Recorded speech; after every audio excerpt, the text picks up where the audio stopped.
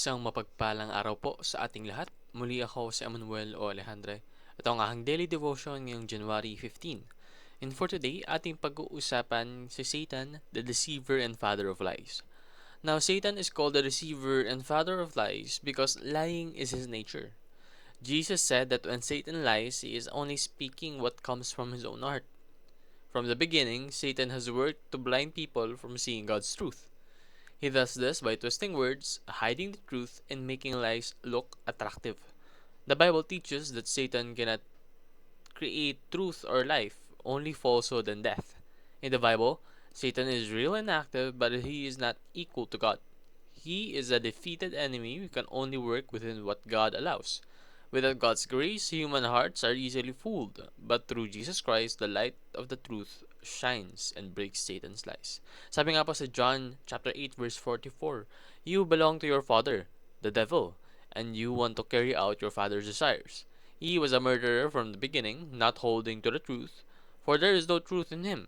When he lies, he speaks his native language, for he is a liar and the father of lies. So, kumbaga, yung context po sa verse na to is may mga taong gustong pumatay kay Jesus. And si Jesus, ang response niya doon, tinawag niya silang mga anak ni Satan. No? You belong to your father, the devil, sabi nga. That is because Satan destroys trust through lies. Gaya ng ginawa niya kay Eve, na nagsinungaling siya at nilinlang niya yung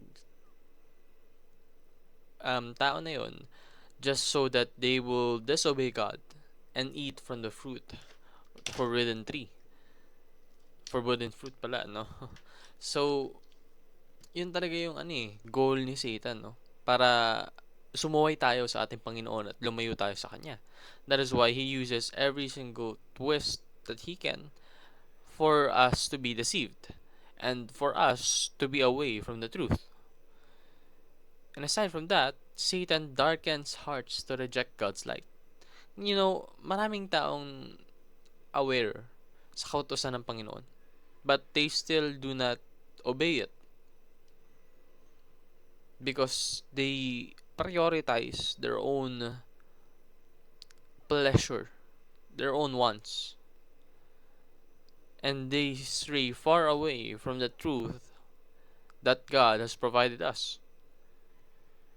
Kasi iniisip nila, ito masarap to. Kapag sinunod ko yung Panginoon, may hirapan lang ako. That's their mindset. And that is the mindset that has been given to them by Satan.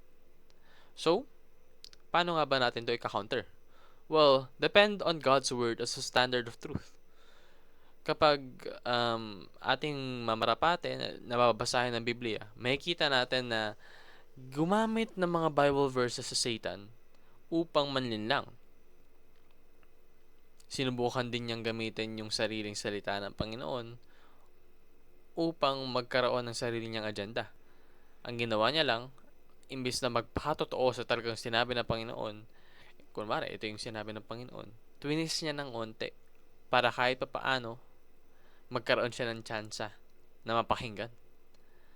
So, kung alam mo yung tunay na salita ng Panginoon na walang halong pagtitwist, then hindi ka malilinlang ni Satan. Because yung technique talaga niya is halimbawa, ito yung truth, 'di ba?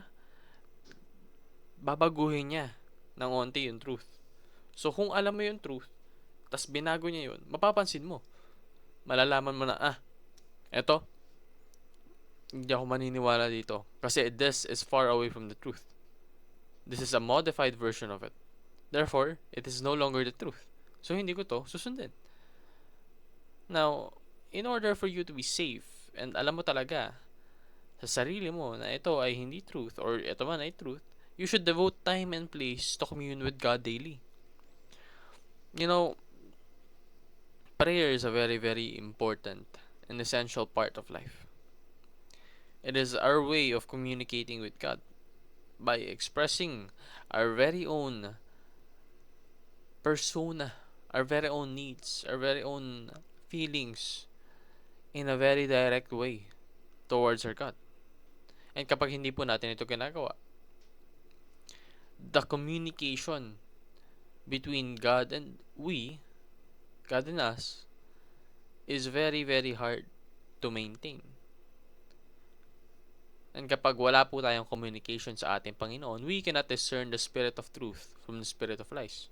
So, we should be closer to God. We should pray to Him. We should talk to Him. And we should be familiar with His words. In that way, hindi po tayo malilinlang. Yun lamang po ang aking daily devotion. Maraming salamat sa pakikinig. Pagpalain po tayong lahat and let's all give glory to God.